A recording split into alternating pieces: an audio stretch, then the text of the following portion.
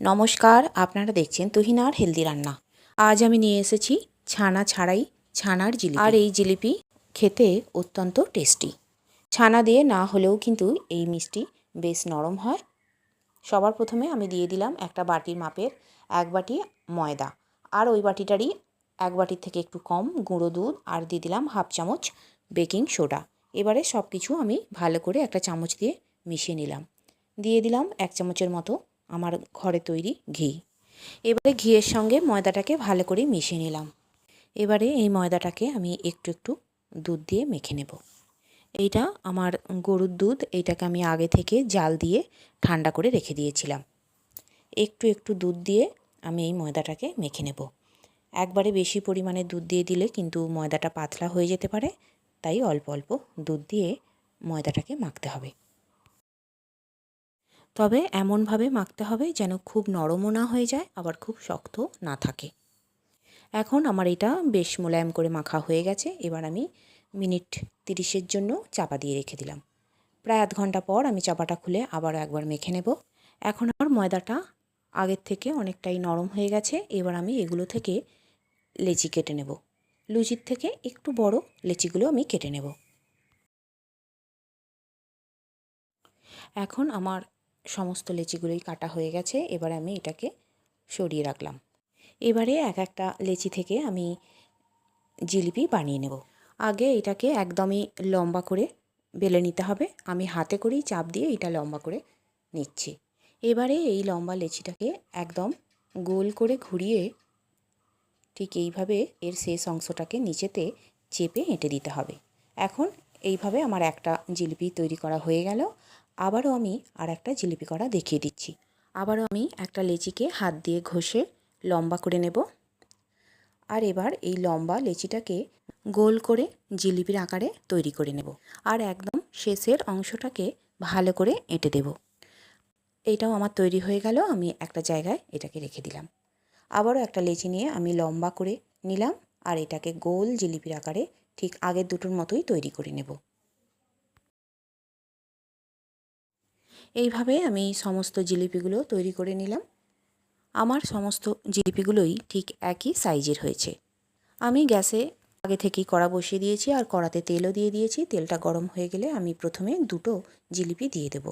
সবার প্রথমে এই জিলিপিগুলো ভেজে নিতে হবে। বেশ লাল লাল করে উল্টে পাল্টে জিলিপি দুটোকে আমি ভেজে নেব। তবে খুব বেশি কিন্তু কড়া করে ভাজলে হবে না, কারণ বেশি কড়া করে ভাজলে এইগুলো শক্ত হয়ে যাবে। আর এই সময় গ্যাসের ফ্লেমটা মোটামুটি মিডিয়াম থাকবে।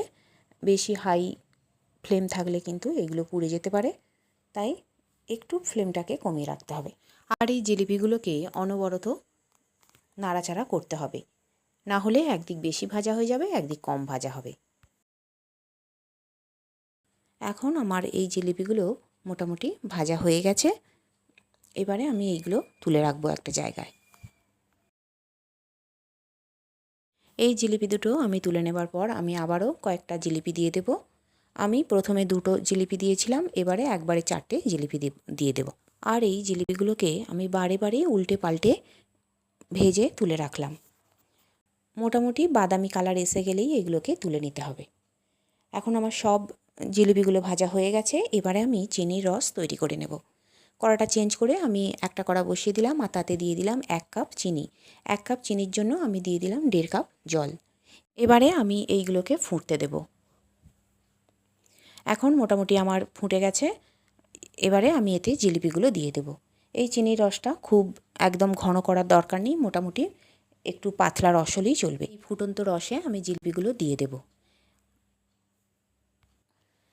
আর কিছুক্ষণ এই জিলিপিগুলো রসেতে ফুটতে দেব। এতে করে এই জিলিপিগুলো বেশ নরমও হবে, আর এর ভিতরে মিষ্টিটা ঢুকবে। এবারে আমি জিলিপিগুলো খুন্তি দিয়ে আস্তে আস্তে উল্টে দেব। এইভাবে জিলিপিগুলো উল্টে পাল্টে নেব। এর ফলে জিলিপির প্রত্যেকটা জায়গাতেই রস ঢুকে যাবে, আর এইটা একদম নরম তুলতুলে হবে। আর বন্ধুরা, আমার রান্না যদি ভালো লেগে থাকে, আর যদি নতুন নতুন সুস্বাদু অথচ ঘরোয়া রান্নার রেসিপি পেতে চান, তাহলে আমার চ্যানেলটিকে সাবস্ক্রাইব করুন, আর পাশে থাকা ঘন্টাটি বাজিয়ে দিন। আর লাইক, শেয়ার, কমেন্ট করতে কিন্তু একদম ভুলবেন না। এইদিকে আমার জিলিপিগুলো বেশ কিছুক্ষণ ধরে আমি ফুটিয়ে নিয়েছি, আর এখন এর রসটাও মরে গেছে। এখন আর এই জিলিপিগুলো রসে রাখার দরকার নেই, কারণ এইগুলোর প্রত্যেকটার ভিতরই রস ঢুকে গেছে। এখন আমি একটা প্লেটের মধ্যে এইগুলো তুলে রাখবো। তাহলে বন্ধুরা, আমারই মতো এইভাবে বাড়িতে তৈরি করে ফেলুন ছানা ছাড়া ছানার জিলিপি। দেখবেন বাড়ির সকলে কিন্তু বেশ খুশি হবে। আর বন্ধুরা, আমার রান্নাটি দেখার জন্য সকল বন্ধুদের জানাই ধন্যবাদ। ভালো থাকবেন।